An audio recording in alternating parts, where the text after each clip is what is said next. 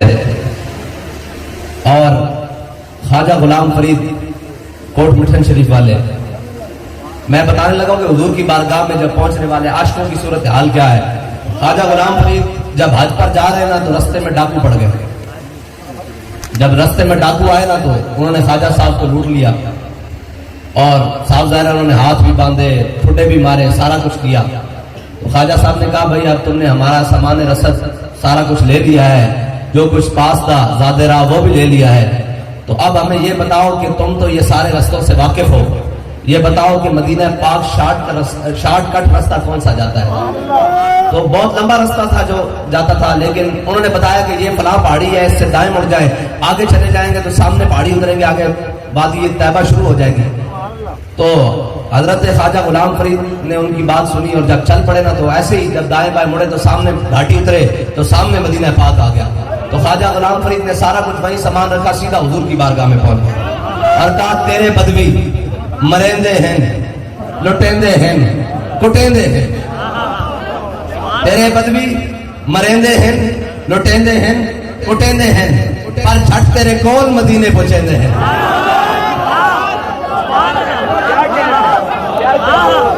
عاشق جو ہے نا، عاشق یہ ہر بات میں لذت لیتے ہیں۔ اس کی لذت لینے کا یہ مثال ہے کہ جب امیر المجاہدین کو اتارا گیا نا سیڑھیوں سے تو گھسیٹ کر لے کے جا رہے ہیں، تو وہ پریشان آگے پیچھے جناب بچو ہٹو، تو بابا جی مسکرا رہے ہیں۔ انہوں نے کہا جناب بندی صاحب آپ کیوں مسکراتے ہیں؟ فرمایا جنہ واسطے تسی میں گھسیٹ رہے ہو وہ تو تانوں نہیں دیکھ رہا ہے، جنہ مالکہ واسطے میں گھسیٹا جا رہا ہوں میں دیکھ رہا ہے۔ اور عاشق جو ہے نا وہ ہر بات میں لذت دیتے ہیں، لیکن کیسی احتیاط سے لذت ہمارے امام نے لی ہے۔ جب ہمارے امام پہنچے نا حضور کی جالیوں کے سامنے اور سامنے نظر پڑی جی تو پھر کہنے لگے پیشے نظر وہ نو بہار۔ یہ ہے عاشقوں کی لذت لینے کا مزہ، گل بھی پوری کر دیتی، اپنا اندر بھی کھول دیتا، لیکن گل جائیں بائیں تھڑکن نہیں دیتی۔ یہ ہے عاشقوں کی مثال، گل بھی پوری کر دیتی، سمجھنے والے سمجھتے ہیں کی کیا، لیکن تھڑکن بھی نہیں دیتا۔ ہاں جی بھریا اس کا جانیے جس کا توڑ چڑھیا۔ ہاں جی اعلیٰ حضرت نے کی کیا اے ہے عاشق لذت لین دیتے، تو پوری گل آئی نا سامنے، کیا پیشے نظر وہ نو بہار اور دل ہے سجدے کو بے قرار۔ اپنی بے قراری دس دیتی، بھائی میں کتنے پہنچا کھڑے، بھائی احمد رضا کیڑے مقام سے پہنچا کھڑے، کیا پیشے نظر کو نو بہار، سجدے کو دل ہے روکیے، سر کو روکیے، ہاں یہی تو امتحان ہے۔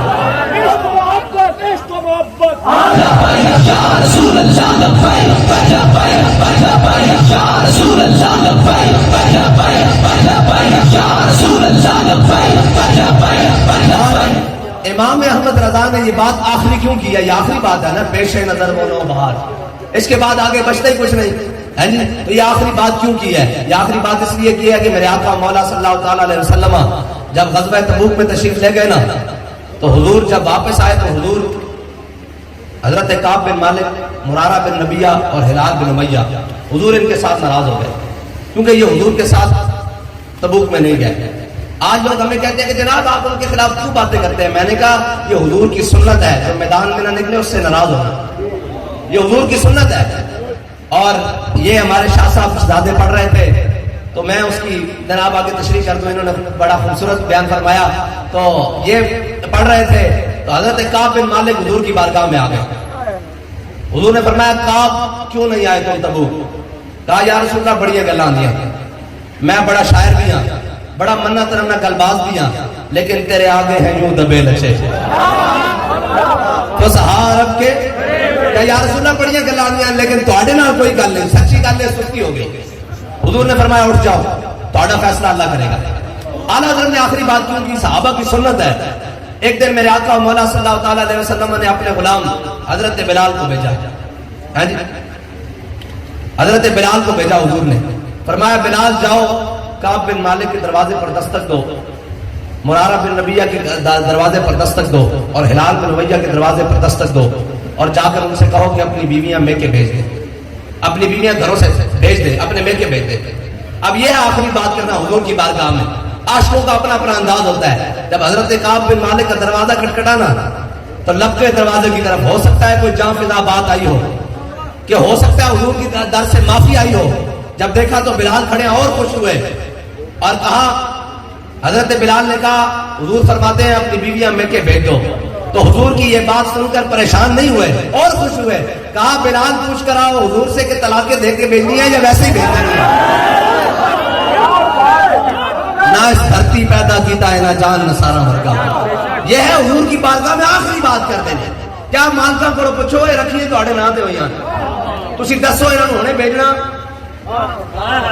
یا ایویں بھیجنا یا طلاقہ دے کے بھیجنا؟ حضرت بلال دوڑے حضور کی بارگاہ میں، کیا یا رسول اللہ کہا بات کر دیں کہ طلاقہ دے کے بھیجنا یا ایویں؟ حضور نے فرمایا نہیں ویسے ہی بھیجنی ہے، ویسے طلاقہ دے کے نہیں بھیجنی ہے۔ ہاں اے حضور کی بارگاہ میں آخری گل کر دینا۔ اعلیٰ حضرت بھی تاں کیا پیش نظر وہ نو بہار، ہاں بے قرار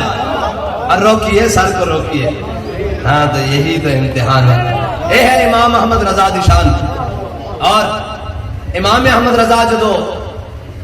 آج کرن گیا نا، اور امام صاحب نے دولت المکیہ لکھی، 8 گھنٹے لکھی، اجمی عالم ہوئے اور سارا کتب خانہ بھی جناب بریلیج پیا ہوئے، ہاں جی سارا کتب خانہ بھی بریلیج پیا ہوئے، اور جناب او کمن دلائل جو اعلیٰ حضرت فرمانے میں وضو کیتا، بلکہ میں غسل کیتا، پھر میں خوشبو لگائی بخار کی حالت ہے، کہنے پھر میں وضو کیتا، پھر میں حرم میں مکہ چاہ گیا، کہنے میں سامنے کعبے کے دروازے کے سامنے بیٹھ گیا، کہنے میں قلم اٹھایا، کہنے جدو میں نگاہ اٹھائی نہ کہ حضور کعبے کے دروازے کے سامنے جلوہ، کہنے حضور دے دائیں جانب مولا کائنات جلوہ کر رہا، اور کہنے بائیں جانب حضرت غوث اعظم جلوہ کر رہا۔ اعلیٰ حضرت کو کس نے پوچھا تو کتاب لکھی کس طرح؟ انہوں نے کیا حضور فرماندے رہے، کدی حضور فرما کے مولا کائنات کی طرف دیکھ کے مسکران دے، کہنے میں درج کر لیندہ، کدی حضور فرما کے حضرت غوث اعظم کی طرف دیکھ کے مسکران دے تے میں درج کر لیندہ، کہنا حضرت امام محمد رضا فرماندے حضور فرماندے رہے میں کتاب لکھتا رہا، پوری کتاب بن گئی۔ اس کا مطلب ہے کہ جنہیں حضور دی زیارت کرنی نا، وہ اعلیٰ حضرت نے لکھے ہوئے انہاں الفاظ میں پڑھے تھے اور تصور کرے کہ حضور نے لکھا ہے۔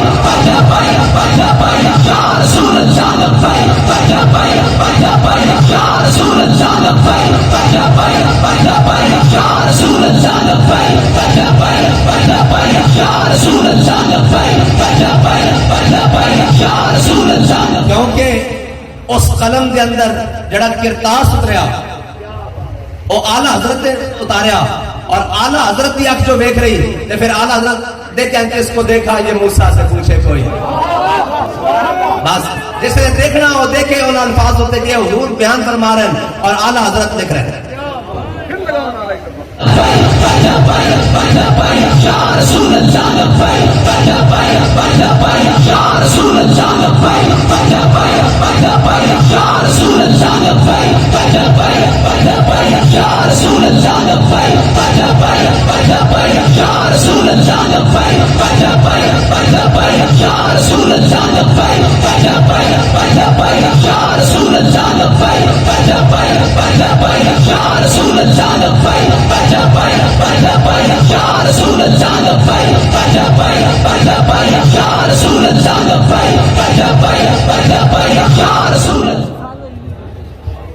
اور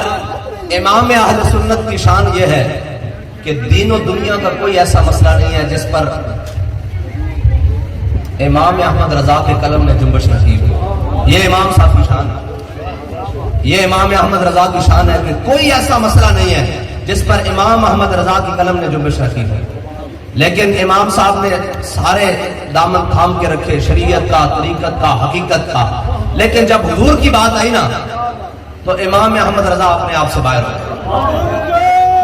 اور جا کر حضور کے بارگاہ میں اپنے آپ کو پھینک دیا اور کہا وہ سوئے لال ہزار پھرتے ہیں، تیرے دن اے بہار پھرتے ہیں۔ یہاں ہمارے ناخوان پڑھتے ہیں ادب کا تقاضا کرتے ہوئے کہ کوئی کیوں پوچھے تیری بات رضا، تجھ سے شہدہ ہزار پھرتے ہیں۔ میں یہاں تصحیح کرتا جاؤں کہ یاد رکھنا مول مال کا دی بارگاہ جو سے لفظ دا پیا اس دی مثال ہے کہ امیر المجاہدین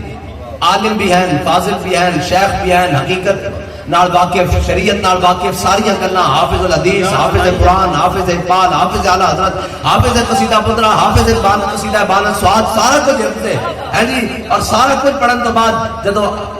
امیر المجاہدین نے سارا کچھ سمیٹیا نا اور اپنے امام دی طرف دیکھیا کہ امام کی کہنا کوئی کیوں پوچھے تیری بات اے رضا تجھ سے کتے ہزار پھرتے ہیں تے بابا جی نے فرمایا ہے بارگاہ رسالت ساڈا امام کتے کھڑیا عشق و محبت دا امام تے فرمایا میں کتا پاک رسول اللہ دا تے سارا علم اپنی جگہ تعلیم اپنی جگہ ساری خدمات اپنی جگہ حضور دی بارگاہ نفس اے ہی قبول ہوئی میرے بابا جی دی کیا بات کیا بات آج بھی میرے بابا جی دی کیا بات کیا بات آج بھی میرے بابا جی دی کیا بات اے حضور دی بارگاہ میں ادب گاہے زیر آسمان از عرش نازک تر اور نفس گم کرتا می آیت جنید و با یزیدی جا لیکن بابا جی کہتے سن ابو بکر و عمر ہی جا ایک تضمین کی تھی پھر بابا جی نے فرمایا جب یہ آیت نازل ہوئی نا یا ایھا الذین آمنوا لا ترفعوا اصواتکم فوق صوت النبی ہے جی یہ جب آیت نازل ہوئی تو فرمایا حضرت جناب سیدنا صدیق اکبر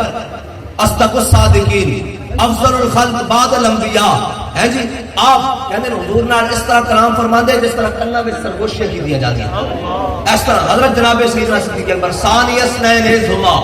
ہے جی فی الغار اے حضرت جناب سیدنا صدیق اکبر کی شان ہے لیکن حضور دی بارگاہ وچ اس طرح بیان فرماندے اور ترجمان نبی ہم زبان نبی حضرت فاروق اعظم ہے جی ہر چیز بھی بلند مقام بھی بلند قد بھی بلند علم بھی بلند حکمت بھی بلند قبا بھی بلند ہر چیز بھی بلند جلال بھی بلند حضرت فاروق اعظم اور آواز بھی بلند لیکن کہنے میں حضرت فاروق اعظم حضور دی بارگاہ وچ اس طرح عرض کرتے ہیں کہ حضور فرماندے عمر کی کہنا ذرا اونچی آواز نال بول اتنی دھیمی آواز نال اے حضور دی بارگاہ اس واسطے ایتھے پہنچن واسطے جدوں اعلی حضرت پہنچے نا حضور دی بارگاہ تک تے دیکھیا کہ حضور دا مقام کتنا بلند ہے تے پھر اعلی حضرت تھلے آئے حضور غوث پاک دی بارگاہ چ آ گئے کہنے لگے تجھ سے در سے سگ اور سگ سے ہے مجھ کو نسبت ہے جی جب اس مقام پہ آئے نا دیکھا نہیں امام احمد رضا ہے بڑی بڑی بارگاہ ہے اٹھے تو انبیاء سے کروں عرض کیوں مالکو کیا نبی ہے تمہارا ہمارا نبی ہے جی اے حضور دی شان ہے اور میرے آقا مولا صلی اللہ علیہ وسلم میں نال اسلام جڑے پیدا کردا نا ہے جی اسلام ہجوم دا قائل نہیں اسلام جڑیاں دا قائل ہے جی ایک جڑا پوری برے صغیر وچ بلکہ پوری دنیا وچ امام احمد رضا نے ایسا گستاخ مار سپرے کیتا جتھوں کوئی جمدا اوتھے رزقی ہڈی رکھن واسطے پہنچ جاندا یا رسول اللہ یا رسول اللہ یا رسول اللہ امام احمد رضا نے ایسا ناسبیت کچھ سپرے کیتا ایسا رافضیت کچھ سپرے کیتا ایک قیامت تک اپنے زخم چڑھتے رہن گے لیکن انہاں دی مجال نہیں کہ سامنے آ سکن ہے جی اے جناب ایسا امام احمد رضا نے بن بنیا آل سنت کا ہے بیڑا پار اصحاب حضور نجم ہے اور ناؤ ہے طرت رسول اللہ اور فرمایا لحاظ میں عشق رخ شاہ کا داغ لے کے چلے اندھیری رات سنی تھی اور جناب بنے گی محبان چار یار کی قبر جو اپنے سینے میں اس دا مطلب پتہ کیے اے ڈاکٹر بیٹھے ہونے تھے اطباء اور جناب ہے میرے طبیب سجن جناب طبیب السجن حضرت جناب پیر صاحب شاہ صاحب تے اعلیٰ حضرت نے فرمایا جو اپنے سینے میں یہ چار باغ لے کے چلے اے طبیب بھی جانتے ہیں ڈاکٹر بھی جانتے ہیں بھی سینے دے چار وال ہیں ایک وال میں ابو بکر دھڑکدا ہوا یہ اعلیٰ حضرت نے فرمایا جو اپنے سینے میں یہ چار باغ لے کے چلے ایک بال میں ابو بکر دھڑکتے ہو دوسرے میں روانی ہو عمر کی